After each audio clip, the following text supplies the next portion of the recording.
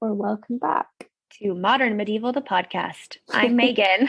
and I'm Ello, and today we'll be speaking about Ever After, the film. Yes, the 1998 Fox 21 picture featuring or starring, however you want to say it, Drew Barrymore and Dougray Scott. I think that's how you pronounce his name. And I always want to call him something different. I don't know why that name for me is hard. Yeah. And then it's also got Angelica Houston, who gives us some really great sassy facial expressions. And I think she's my favorite. She's the wicked the wicked stepmother, right? Yes. Yeah. And then we've also got a Melanie Lynskey. For those of you who ever watched like 2.5 Men and stuff, this is from before she kind of broke out, but very familiar childhood film. Ello had never seen it. Yeah. So it was the first time for me. And when we were anticipating our podcast episode with Sarah If Decker, she asked us for a list of potential topics. And this was one that I grew up with this film. I used to watch it all the time as a child. And she had yet to do an episode on this. And I was like, oh my God, this one.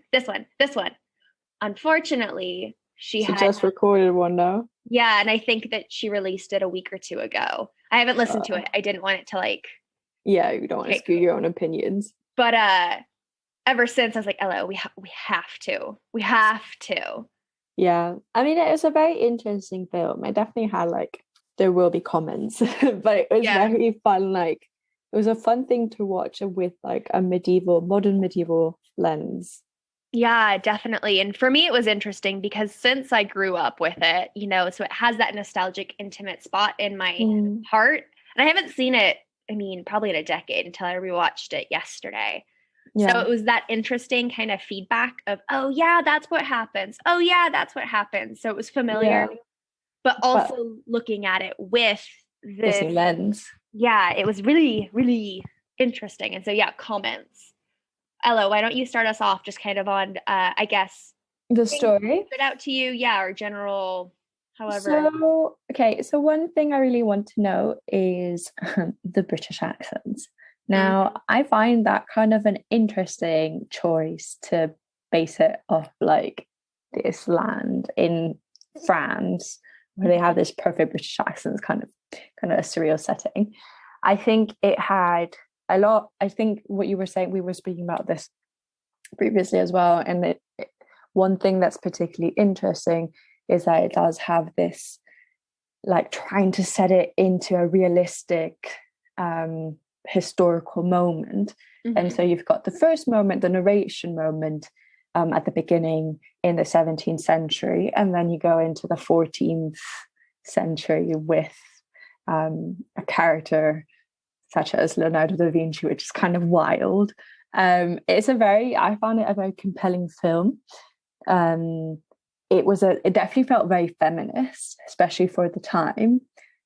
And I liked the feeling of how literature had a real big role in it. So the narration was important, and reading and knowledge is important, and reading and knowledge as a tool for liberation. I thought that was very interesting as well. Yeah. Quick, just little correction, not to be nitpicky, but I think it'll be really important for our discussion. The narration scene takes place in the 18th century because it's post-French Revolution. Oh shoot, yeah, you're right. Sorry. And then the story aspect, the actual story, is 16th century. It's the beginning of the 16th century. So 1500, 1503 to 1520, give or take. I have comments on that because they really kind of have some conflicting. It's a fictional story, but they have real figures that don't quite line up. But I do think that's important because it's in the media. It's a Renaissance story, but its imagery is much more medieval. Yeah, but it's in that time that's in between. Yeah. Well, actually, What correction then? Sorry, I just because I actually thought that it was taking place much earlier. Yeah. And it's not. It's right at that transition moment. Yeah. Yeah. So one thing I found really interesting was when I did my undergrad, Charles Perrault is someone that I'd studied.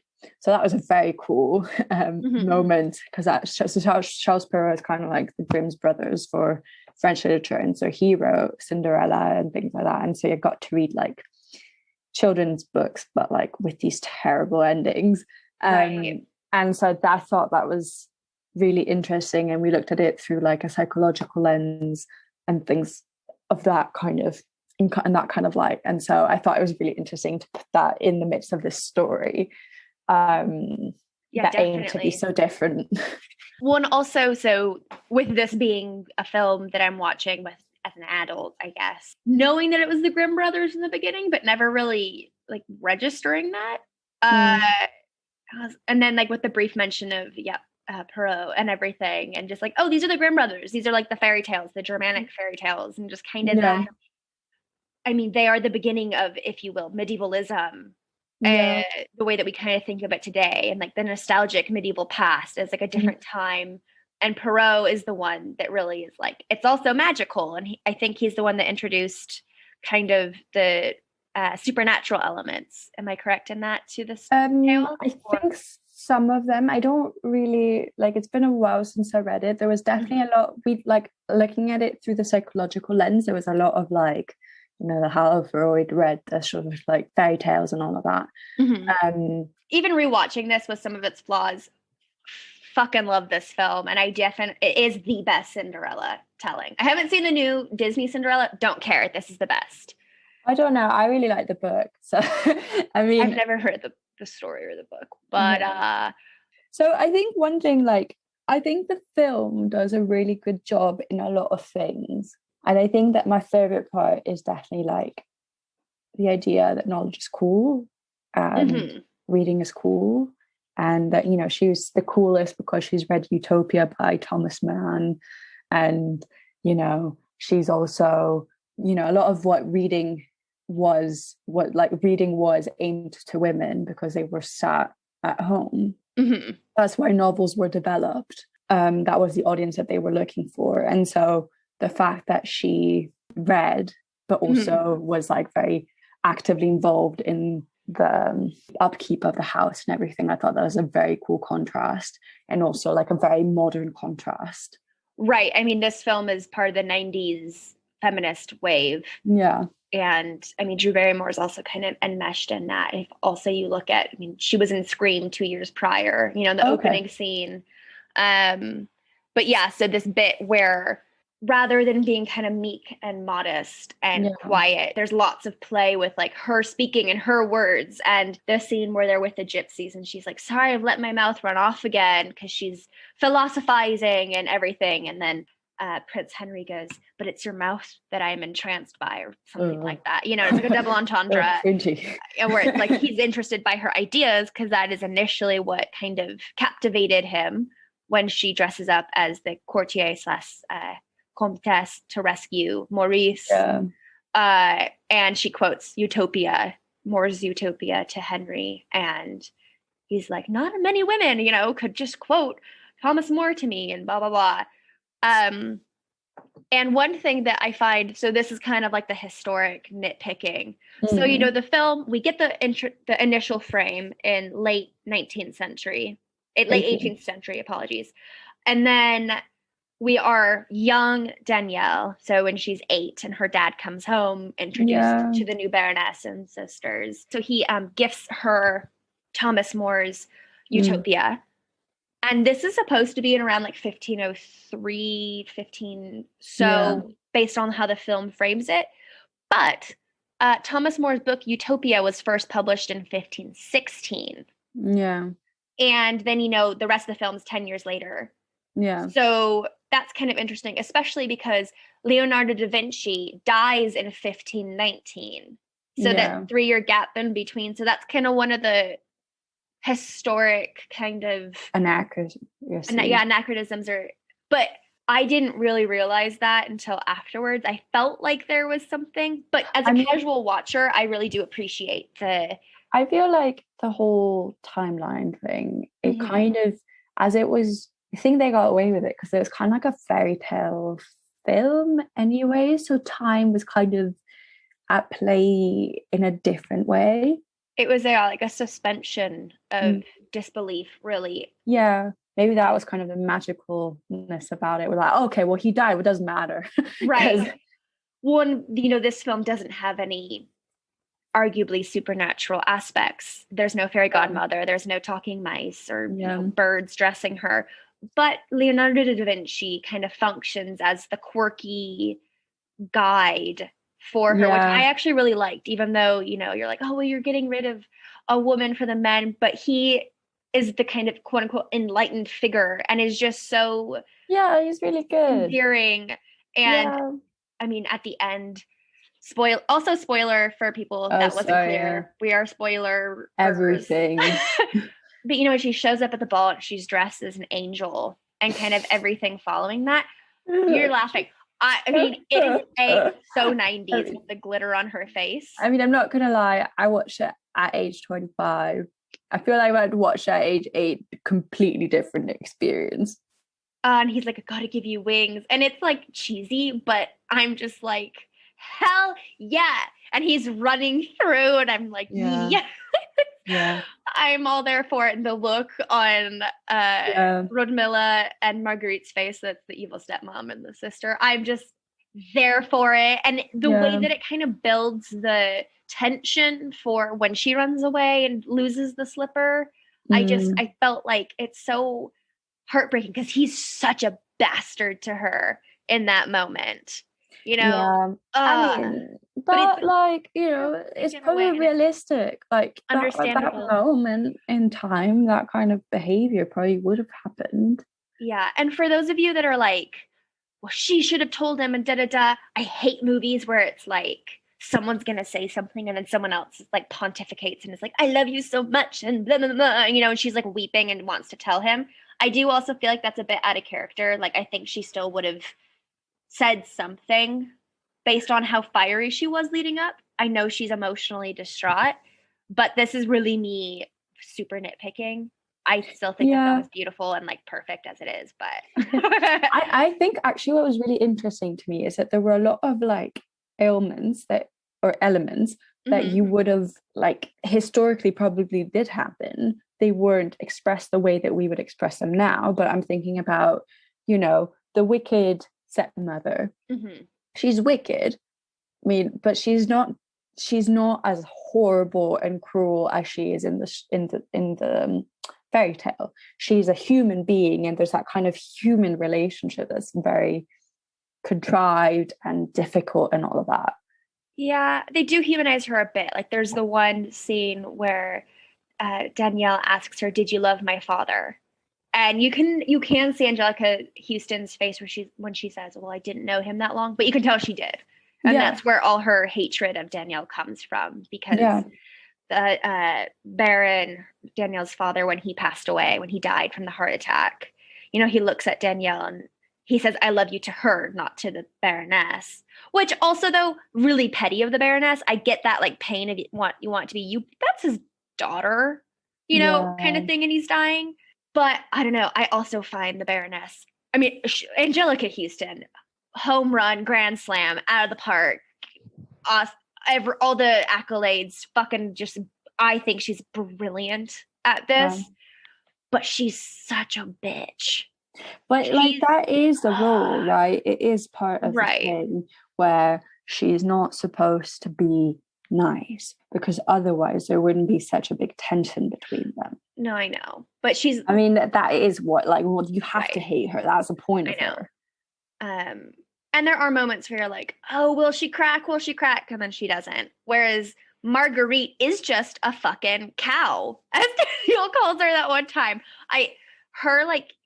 So good. When the moment she punches Marguerite, when wants to wear the dress, is still a moment where you're just like, yes, do it again. So looking through my notes, there's one thing I'd like to talk about, and I don't know if you know this, but so at one point at the first part of the beginning, they have œuf à la coque, which, how is it called in English? Like eggs where you like they're not soft-boiled eggs, soft-boiled eggs. And they had bread that had risen and salt. I was just thinking, salt's a thing that's always kind of been, in some areas you had it, in others you didn't, and it was always a bit of a source of contention, and there were wars because of it and things like that. And like, when did they start actually rising, making bread rise and things like that? And so I kind of thought that maybe that could be really anachronistic, but then again, I don't know. Yeah, I mean, the bread rising, I feel that's not anachronistic. The salt thing, I'm not sure. It could be a status bit where, like sugar was something that was for the elite. And we know that the Baroness is bankrupting the estate to have these like elegant, nice things. So that's always kind of how I read the salt. I could be wrong though. Yeah. I mean, I thought it'd be interesting to bring it up because it might be a detail that you don't really notice the first time you watch it. I was gonna have a comment in response to that, and it went out of my. Oh, the chocolate. When the prince is like, have you ever had chocolate? And you want to cringe. Yeah, it's Spanish, and you're like, oh, it's not Spanish though. That's a sign of colonialism. Well, yeah, but I think that's also like, intentional. He could have said it's Spanish and comes from the New World, the Americas, but Spain were the ones that brought chocolate over from Central and South America. But when she like shuts her eyes and opens her mouth, and his face is like, okay. So like my body hurts. I also thought it was really interesting how they were trying to send people to the Americas that they didn't like. That is a very funny thing. I mean, they did do that in France and Spain. I mean, France, that's how New Orleans was established, was they sent the worst convicts over. And it was kind of like, Australia convict colony. And they were like, yep, you get this swamp. This is around, New Orleans was established in 1716. So this actually predates that by about 200 years. So I guess my timelines are getting confused. But yeah, it is funny. So one thing I want to like bring up in two things really quick. Another timeline anachronism, but like you have to look it up, I feel, to know it, like I did. So, when the prince finds out he's talking to Leonardo da Vinci after quite early on in the film, and da Vinci says, Michelangelo is trapped under a ceiling in Rome. I'm just the second choice. That's just probably not right, time-wise, right? Yeah, so this is, a reference to Michelangelo painting the Sistine Chapel. And that occurred in the years between 1508 and 1512. So it is, again, kind of like a thing, because I don't recall when, but Leonardo da Vinci did go to a court, but I don't remember exactly when. But this is like another timeline thing where you're like, what year are we in? But it still works because they're close enough. And unless you're like a true historian, I appreciate the attempts to use things that we're familiar with to create a sense of a past where this did occur. At least they're like 5 years apart rather than, you're like, that was 75 years before. Well, I think they were trying to kind of give a feel of a century, right? Rather than time. And it's kind of going, because obviously the audience that they were trying to attract were little. And therefore it's a good way to introduce history. No, exactly. And so I even though it's wrong, I appreciate it and enjoy it because of that. Yeah, my art historical eye was very proud of itself, because when I saw the painting right at the beginning, not knowing who was going to be in it, I was like, oh, that's Old Masters. That's could be Leonardo, could be. And I was just like trying to figure out, and I was like, I think it's Leonardo, and I was like, yes. Got it right. And then another thing, so this isn't art, but this is a fact that I've gotten based off of the IMDb trivia. So again, could be wrong. I mean, you and your IMDb trivia things, I find them really always very interesting. And then, I could have Googled it, but I have other things on my mind due to like family stuff. So audience, sorry. You could email us or message us and be like, you're just wrong. Yeah, also like kind of, we might be doing this on purpose and saying things wrong so that you catch it and tell us that we're wrong. But so this is like, I'm going to just read what it says. So in the movie, Danielle rescues the prince from gypsies by carrying him on her back, which is, such a fun scene. Funny. It's like really just good. According to legend, when King Conrad III defeated the Duke of Welf in the year 1140 and placed Weissenberg under siege, the wives of the besieged castle negotiated a surrender which granted them the right to leave with whatever they could carry on their shoulders.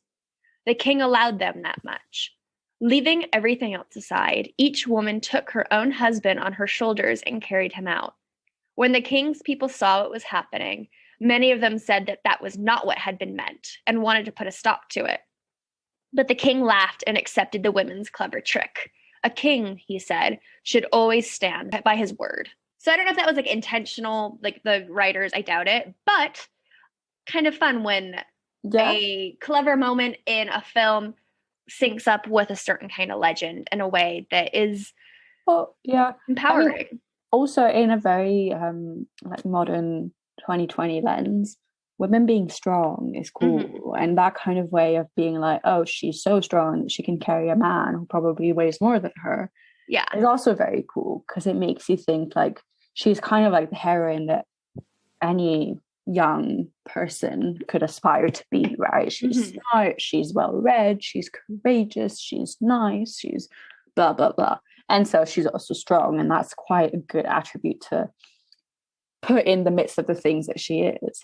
Yeah, when I also think that, because she's forced to act as a servant in her own household, she does the everyday chores, right? She picks the apples, gardens, etc. And I think it just kind of also shows that those people are strong, not just emotionally, having to go through all this, but physically, and that like that she is capable of this, and therefore also, her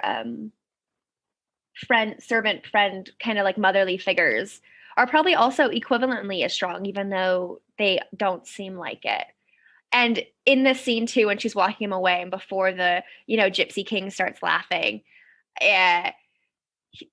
Prince Henry is just kind of goes, well, on her back. Like he just kind of accepts it. He's not upset about it. He's just like, well, she outsmarted you. And I think that was just great because it is also further a character building moment for both of them. Yeah, agreed. And I just enjoy that a lot. Yeah. Let's see. Any other like notes or thoughts for the film? I've really found the sentence, divorce is only something they do in England, really funny. It's funny, but again, out of time history-wise, because King Henry VIII doesn't divorce Catherine or annul the marriage of Catherine of Aragon until 1533. Yeah, and the reference to building universities also anachronistic, because I think the Sorbonne was created in the 15th century and they're based in France, and obviously Oxford and Cambridge were built late 14th, I think. Well, I don't think they were saying he's making the first university. I think he just wants to establish one. Yeah, but I thought it was I feel like otherwise they might have referenced that. Oh, okay. Yeah, I mean, another one. Oh, this is something that I wanted to mention because it kind of aligns with my research. Oh, yeah? So when Rhoda, the stepmother, receives the invitation to the masquerade ball, that ball takes place on the feast of St. Jude. So that means that the ball is on October 28th because that is St. Jude's feast day. And so St. Jude, for those of you who don't know, is Jude the Apostle, who is also sometimes considered to be potentially the brother of James, the son of James, or even the brother of Jesus.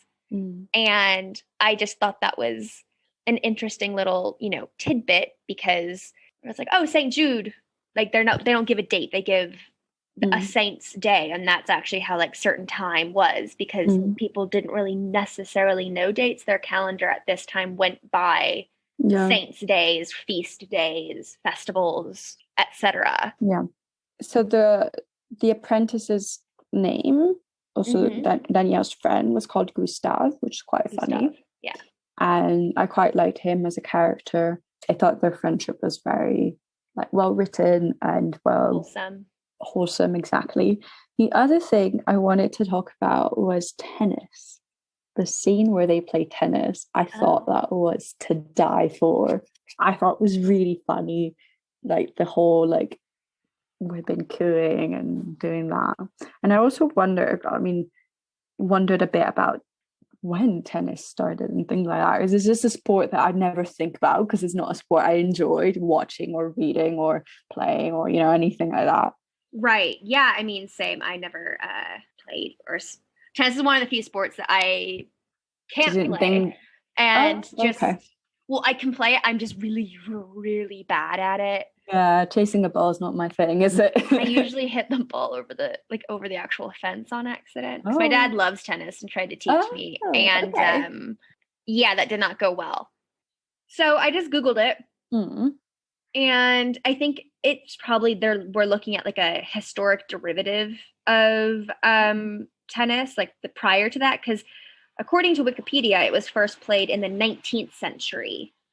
So I'm assuming that may be lawn tennis, which is what we now play. I'm assuming that's going to be maybe like a racquetball sort of thing. That was really funny. But yeah, no, I mean, it was funny, but now I'm very curious. Gustav, right? The friend. I was like, he looks so familiar. Yeah. Like so familiar.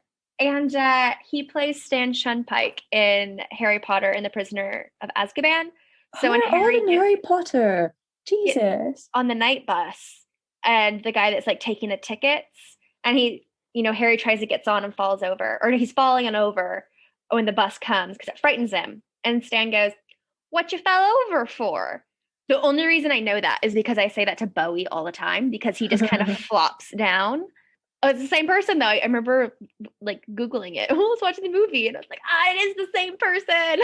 That's so funny. He's just much younger because, that's like 8 years 20. Or so in between. Yeah. So random, fun fact connection thing.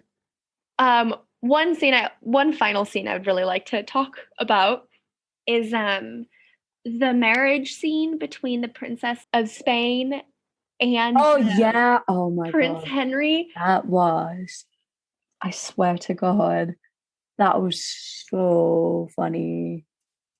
Like her crying is just so over the top, and it just keeps going. Yeah, it's quite awkward. But it's so, I feel like just the timing of it and everything is so good. And then he starts laughing. And she looks at him like, "You nasty man." Well, and then I love that the man she loves, and it's meant to be comedic, but I find it heartwarming, is like he's just balding and and sweaty, and they're just like so happy to be together, and you're like, and then the parents in the background are having a like real fit, like, "Oh, it's your fault. No, it's your fault." I find that really funny too. Whereas, King Henry's parents are, very much like, wow, they have problems. We're fine. Yeah. I love that scene, and I remember that one as a child. It's okay. Forgettable. I feel, just over the top intense. I think I'm good to go if you are. Yeah, I mean, I think that there is honestly so much more about this film we could talk about, and maybe we'll revisit it someday. But this was a first impressions episode. If you want us to do another angle, please let us know. We're happy to do one. Yeah, this just was really meant as a way for us to fill in. We took a break because we saw each other in person last week. It was really nice, except it was so cold and rainy. I don't know how we did that. It was impressive. We got drenched and the weather was horrible, but we saw one another and that was great. Yeah. And we also just wanted to break up the time a little bit because we are planning on taking around a 3-week hiatus due to personal circumstances for both of us. We have things going on. If that changes, you can check our social media. But we are currently planning on coming back in mid-June. Yeah. And if you have in this time, if you think of things that you'd like us to talk about, record, things to include, any of that, then please let us know because we're always happy to receive emails from you guys or messages or anything. Yes, definitely take this time not as, us just going dark, but as an opportunity to reach out. Yeah, exactly. If you like this episode and like to listen to more, please know that you can find us on Spotify, Apple Podcast, YouTube, Amazon, Audible, all of those things. Just type Modern Medieval Podcast. We're also on social media where you can interact with us. We're on Facebook where we've got a group and a page. type Modern Medieval Podcast. We are on Instagram, podcast.modern.medieval. That's our handle. And we are also reachable via email. Just type modern.medieval.podcast@gmail.com. Yes. And then finally, you can find us on Twitter under the handle @medieval_modern. And our music, our intro and outro music, is by Joe Burton, who goes under the name Trothgard. And you can find his music on Bandcamp. Just type in the name Trothgard. Until next time, I'm Megan. And I'm Ella, and this is Modern Medieval, the podcast.